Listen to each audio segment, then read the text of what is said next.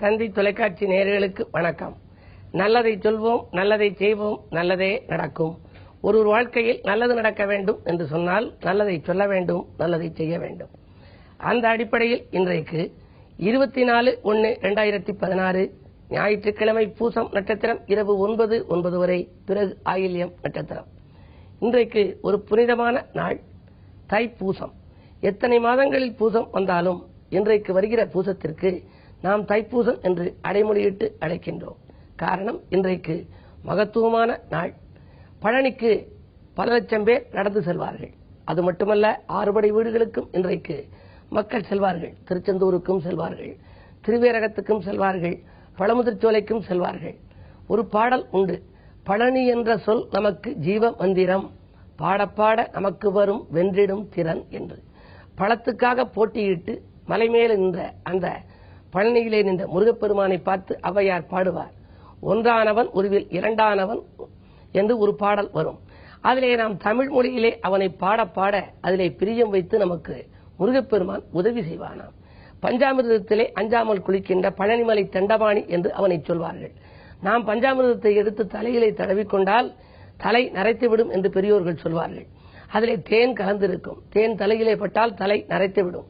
ஆனால் முருகப்பெருமான் பயமில்லாமல் தினந்தோறும் பஞ்சாமிர்தத்திலே குளிக்கின்றான்.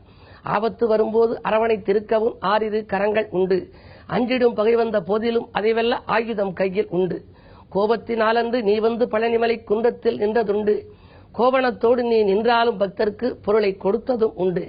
பஞ்சாமிர்தத்தினில் அஞ்சாமல் குளிக்கின்ற பழனிமலை தண்டபாணி என்று அதற்கென்றே ஒரு பதிகம் இருக்கின்றது. அப்படிப்பட்ட அந்த பதிகத்தை நாம் பாடி அவனை வழிபாடு செய்ய வேண்டுமாம்.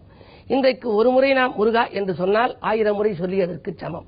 இல்லத்திலே உள்ளவர்கள் பஞ்சமுக விளக்கேற்றி 5 வகையான எண்ணெய்களை ஊற்றி 5 வகை திரி போட்டு 5 வகையான பிரசாதங்களை அதற்கு படைத்து வைத்து 5 வகை பழங்களை வைத்து கந்தசஷ்டி கவசத்தை நாம் பாடலாம். 5 முகம் தோன்றில் 6 முகம் தோன்றும், வெஞ்சமரில் அஞ்சலென வேல் தோன்றும் என்று ஒரு பாடல் உண்டு. அந்த 5 முகத்திலும் தீபம் ஏற்றினால் 6 முகப் பெருமான் காட்சி தருவானாம். அவனுக்கு அந்த 6 முகத்திற்கும் விளக்கம் சொல்கிறார் அருணகிரிநாதர். ஏறுமையில் ஏறிவிளை ஆடுமுகம் ஒன்று, ஈசனுடன் ஞானமொழி பேசும் முகம் ஒன்று, கூறும் அடி யார்கள் வினை தீர்த்த முகம் ஒன்று, குன்றுருவ வேல்வாங்கி நின்ற முகம் ஒன்று, மாறுபடு சூரரை வதைத்த முகம் ஒன்று, வள்ளியை மணம்புணர வந்த முகம் ஒன்று, 6 முகமான பொருள் நீயருளல் வேண்டும், ஆதி அருணாசலம் அமர்ந்த பெருமாளே என்பார். இந்த பாடலை நாம் எல்லோரும் படிக்கின்றோம். ஆனால் படிக்கின்ற விதத்திலேதான் பலன் உண்டு. நாமே 6 முகத்துக்கும் விளக்கம் சொல்லிவிட்டு 6 முகமான பொருள் நீயருளல் வேண்டும் என்றால் அது கேலியாக இருக்கிறது. நாம் தானே அதற்கு விளக்கம் சொல்கிறோம். ஏறுமையில் ஏறிவிளை ஆடுமுகம் ஒன்று, ஈசருடன் ஞானமொழி பேசும் முகம் ஒன்று என்று 6 முகத்துக்கும் விளக்கம் சொல்லிவிட்டு இந்த 6 முகமான பொருளை நீ சொல்லி என்று நாம் கேட்கக்கூடாது. 6 முகம் என்று அவனை அழைத்து ஆன பொருள் நீ அருளல் வேண்டும், எனக்கு தேவையான பொருளை நீ அருளித்தர வேண்டும் என்று கேட்க வேண்டுமாம். எனவே கடைசி வரிக்கு முதல் வரியை படிக்கின்ற பொழுது கவனம் செலுத்துங்கள். 6 முகம் ஆன பொருள் நீ அருளல் வேண்டும், ஆதி அருணாசலம் அமர்ந்த பெருமாளே என்றால் உங்களுக்கு தேவையான பொருளை அந்த முருகப்பெருமான் வழங்குவான். முருகனே, செந்தில் முதல்வனே, மாயோ மருகனே, ஒருகை முகன் தம்பியே, நின்னுடைய தண்டைக்கால் எப்பொழுதும் நம்பியே கைதொழுவேன் நான் என்று சான்றோர்கள் சொல்லியிருக்கிறார்கள். அந்த முருகனை முழுமையாக நம்பி கைதொழ வேண்டிய நாள் இன்றுதான். தைப்பூசத்தை கொண்டாடுங்கள். பூசம் வந்தது பூசம், இனி எங்கும் விபூதி சந்தன வாசம் என்று ஒரு பாடல் உண்டு. இந்த நாளில் நீங்கள் விபூதி அணிந்து முருகப்பெருமான் ஆலயத்திற்கு சென்று முருகப்பெருமான் பெயரை ஒரு முறை உச்சரித்தாலே பலமுறை உச்சரித்ததற்கு சமம் என்று சொல்லி முருகனை வழிபாடு செய்யுங்கள். முன்னேற்றத்தை எல்லாம் வரவழைத்துக் கொள்ளுங்கள் என்ற கருத்தை தெரிவித்து இன்றைய ராசி பலன்களை இப்பொழுது உங்களுக்கு வழங்கப் போகின்றேன். மேசராசி நேயர்களே, காரியம் முடிவடைய கந்தனை வழிபட வேண்டிய நாள். இன்றைக்கு நீங்கள் அதிகாலையிலேயே அருகில் இருக்கும் ஆலயம் சென்று கந்த பெருமானை சொந்த பெருமானாக நினைத்து வழிபாடு செய்யுங்கள். உங்களுக்குரிய காரியங்கள் விரைவாக முடிவடையும். கட்டிடப்பணியில் இருந்த தொய்வுகள் அகலும். எடுத்தோம் முடித்தோம் என்று எந்த காரியத்தையும் செய்ய வேண்டுமானால் இறைவன் துணை வேண்டும். அந்த துணையாக உங்கள் ஆதிநாதன் செவ்வாய்க்குரிய தெய்வம் இன்றைக்கு இருக்கின்றது. அது மட்டுமல்ல, நண்பர்கள் உங்களுக்கு நல்ல தகவல்களை கொண்டு வந்து சேர்ப்பார்கள். பிள்ளைகள் வழியிலும் உங்களுக்கு நன்மைகள் கிடைக்கலாம். பாக பிரிவினைகள் சுமூகமாக முடியும். ரிஷபராசி நேயர்களே, ஆலய வழிபாட்டில் ஆர்வம் காட்டுகின்ற நாள். வருமானம் உயர வடிவேலனை வழிபாடு செய்யுங்கள். வாழ்க்கை தேவைகள் பூர்த்தியாகும், வளர்ச்சி கூடும். கூட்டு முயற்சிகளில் கூட ஆட்டம் செலுத்துவீர்கள். பஞ்சமஸ்தானத்திலே குரு இருந்து உங்கள் ராசியை பார்ப்பதால் கல்யாண கனவுகள் நனவாகும். தொழில் முன்னேற்றம் உண்டு. தொல்லை தந்தவர்கள் விலகுவார்கள். மிதுனராசினியர்களே, உங்களுக்கெல்லாம் கல்யாண வாய்ப்புகள் கை நழுவி செல்லும் நாள். ராசிநாதனாக இருக்கும் புதன் நன்றாக இருக்கிறார். இருப்பினும் விரையாதிபதி சுக்கிரன் கூடி இருக்கிறார். நல்ல வாய்ப்புகள், வரன்கள் வீடு தேடி நேற்று வரை வந்திருக்கலாம். முடிவடையக்கூடிய வரன்கள் கூட விட்டு போகலாம். அதற்காக நீங்கள் கவலைப்பட வேண்டாம். இன்றைக்கு வழிபாட்டை மேற்கொள்ளுங்கள். பூசம் என்பதனாலே இன்றைக்கு கந்தப்பெருமானை நீங்கள் வழிபாடு செய்யுங்கள். கவலைகள் தீரும். தனவரவு திருப்தியாகவே இருக்கிறது. 2லே சந்திரன் உலா வருகின்றார். எனவே தொட்ட காரியங்கள் வெற்றி பெற துணையாக நண்பர்கள் ஒத்துழைப்பும் செய்வார்கள். பண தேவைகளும் கடைசி நேரத்தில் பூர்த்தியாகிவிடும். செவ்வாய் 5ல் இருப்பதால் பிள்ளைகளால் ஒரு சிலருக்கு தொல்லைகள் ஏற்படலாம். அதை ஒரு வழியாக சமாளித்து விடுவீர்கள். கடகராசினியர்களே, உங்களுக்கெல்லாம் புத்தி சாதுரியத்தால் பொருள் வளம் பெருகும் நாள். புகழ்மிக்கவர்கள் இல்லம் தேடி வருவார்கள். ஆலய வழிபாட்டில் ஆனந்தம் காணலாம். அது மட்டுமல்ல, அந்நிய தேச தொடர்பு எண்ணியபடியே நடைபெறும். அலைபேசி வழியில் அதிகாலையிலேயே நல்ல தகவல் வரப்போகின்றது. பொருள் வளம் பெருகும் இந்த நாள் உங்களுக்கு ஒரு இனிய நாள். சிம்மராசினியர்களே, உங்களுக்கெல்லாம் தன்னம்பிக்கையோடு தெய்வ நம்பிக்கையும் இணையும் நாள். இன்றைக்கு உங்களுக்கு தன்னம்பிக்கையும் இருக்கும், தெய்வ நம்பிக்கையும் இருக்கும். அதிகாலையிலேயே நீங்கள் ஆலய வழிபாட்டில் கவனம் செலுத்துவீர்கள். தனவரவு திருப்திகரமாக இருக்கிறது. அரசியல் ஈடுபாடு கொண்டவர்களுக்கு புதிய பொறுப்புகள் வந்து சேரலாம். ஆரோக்கியம் சீராகி ஆனந்தப்படுத்தும். பஞ்சாயத்துக்கள் நல்ல முடிவுக்கு வரும்.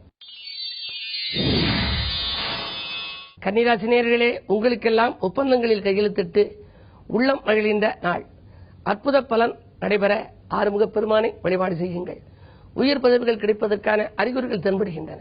உத்தியோகத்தில் உள்ளவர்களுக்கெல்லாம் ஊர் மாற்றங்களும் உயர் பதவிகளும் கிடைக்கலாம். வாகன பழுது செலவுகள் அதிகரிக்கும். விரயங்கள் மாலை நேரத்தில் உண்டு. துலாம் ராசி நேயர்களே, வாழ்க்கை தேவைகள் பூர்த்தியாகும் நாள். வடிவேலன் வழிபாட்டை மேற்கொள்ளுங்கள். மனக்குறைகள் அகலும். மகிழ்ச்சி கூடும். மக்கள் செல்வங்களால் உதிரி வருமானங்கள் உங்களுக்கு பெருகலாம். ஒரு சிலருக்கு தொழில் மாற்ற சிந்தனைகளும் உருவாகும். 7ரை சனியின் ஆதிக்கம் இருக்கிறது. எனவே எதை செய்தாலும் கொஞ்சம் யோசித்து செய்வது நல்லது.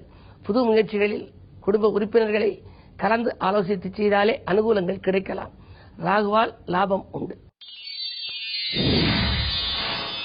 விருச்சிக ராசி நேயர்களே, மகிழ்ச்சி அதிகரிக்க மால்மருகனை வழிபட வேண்டிய நாள். இன்றைக்கு மதிப்பும் மரியாதையும் உயரும். கொடுத்த வாக்கை காப்பாற்றுவீர்கள். கொள்கை பிடிப்போடு செயல்பட இயலும். பண தேவைகள் உடனுக்குடன் பூர்த்தியாகும். பழைய தொழிலை கொடுத்துவிட்டு புதிய தொழில் செய்யலாமா என்று கூட ஒரு சிலர் சிந்திப்பார்கள். 10ல் ராகு இருந்தால் பலரையும் கட்டிமைப்பான் என்பார்கள். எனவே புதிய ஒப்பந்தங்கள் வந்து சேரும். புதிய முயற்சிகளில் அனுகூலங்கள் உண்டு. 2லே புதன் இருக்கிறார். மாமன் மைத்துனர் வழியில் மனதுக்கினிய சம்பவம் நடைபெறப் போகின்றது. சேமிப்பு அதிகரிக்கும் இந்த நாள் ஒரு இனிய நாள். தனுசு ராசி நேயர்களே, சந்திராஷ்டமம். எதை செய்தாலும் கொஞ்சம் யோசித்து செய்ய வேண்டிய நாள். அண்டை அயலாருடன் சண்டை சச்சரவு ஏற்படாமல் பார்த்துக் கொள்ளுங்கள். அதிகாலையிலேயே அதிக விரயங்கள் ஏற்படலாம். குடும்ப தேவைகள் கூடுதலாக இருக்கும். விஐபிக்கள் பகையாக மாறலாம். திருமண முயற்சிகள் கூட கை நழுவி செல்லும். எனவே எதை செய்தாலும் ஒரு முறைக்கு பல முறை யோசிப்பது மட்டுமல்ல, இன்றைக்கு நீங்கள் முருகப்பெருமானையும் வழிபாடு செய்யுங்கள். பூசத்தில் வழிபாடு செய்தால் ஆசைகள் நிறைவேறும். மகர ராசி நேயர்களே, உங்களுக்கெல்லாம் கைக்கு வந்த வாய்ப்பு கை நழுவி செல்லும் நாள். ராசியிலே அஷ்டமாதிபதி இருக்கின்ற பொழுது வாய்ப்புகள் கிட்டத்தில் நெருங்கி வரும். ஆனால் கை நழுவி சென்றுவிடும். எனவே நீங்கள் வழிபாட்டில் முழுமையாக கவனம் செலுத்துங்கள். நண்பர்களை நம்பி செய்த காரியம் நல்லபடியாக நடைபெறுமா என்பது சந்தேகம்தான். உத்தியோக மாற்றம், ஊர் மாற்றங்கள் ஒரு சிலருக்கு உண்டு. விரும்பிய இடத்திற்கு கிடைக்காது. எனவே எந்த இடம் கிடைக்கிறதோ அந்த இடத்திற்கு நீங்கள் செல்வதுதான் உத்தமம். சலுகைகள் கிடைப்பதில் தாமதம் ஏற்படலாம். விரயங்கள் கூடுதலாக இருக்கும். வீட்டுக்குள்ளேயே அத்தியாவசிய பொருட்களை வாங்குவதில் கவனம் செலுத்துவது நல்லது. கும்பராசி நேயர்களே, புதிய நட்பால் பொருளாதார நிலை உயரும் நாள். இன்றைக்கு பூமி வாங்குவதிலே ஆர்வம் காட்டுவீர்கள். பழைய இடத்தை கொடுத்துவிட்டு புதிய இடம் வாங்கலாமா என்ற சிந்தனை மேலோங்கும். பூர்வீக சொத்துக்களை விற்றுவிட்டோமே என்ற கவலை அகலும். புதிதாக வாங்கிய இடத்தை கட்டிட வேண்டும், அதில் ஒரு பெரிய கட்டிடம் கட்டி குடியேற வேண்டும் என்ற ஆசைகளை எல்லாம் நிறைவேற்றிக் கொள்ள அடித்தளம் அமைத்துக் கொள்ளும் நாள் இந்த நாள். உடன்பிறப்புகள் உங்களை தேடி வருவார்கள். உதாசீனப்படுத்தியவர்கள் எல்லாம் உங்கள் இல்லம் தேடி இன்றைக்கு வரலாம். செய்தொழிலில் லாபம் கிடைக்கும். ஆன்மீக நாட்டம் அதிகரிக்கும். முருகப்பெருமான் வழிபாடு முன்னேற்றத்திற்கு வித்திடும். மீனராசி நேயர்களே, துயரம் தீர துணிந்து முடிவெடுக்கும் நாள். இன்றைக்கு எதையும் நீங்கள் துணிந்து முடிவெடுப்பீர்கள். அதன் மூலமாக நன்மைகளும் உங்களுக்கு நடைபெறும். தொட்ட காரியங்களில் உங்களுக்கு வெற்றி கிடைக்கும். வாகனம் வாங்குவதில் அல்லது விற்பதில் கவனம் கூடுதலாக செலுத்துவீர்கள். புது முயற்சிகளில் அனுகூலம் உண்டு.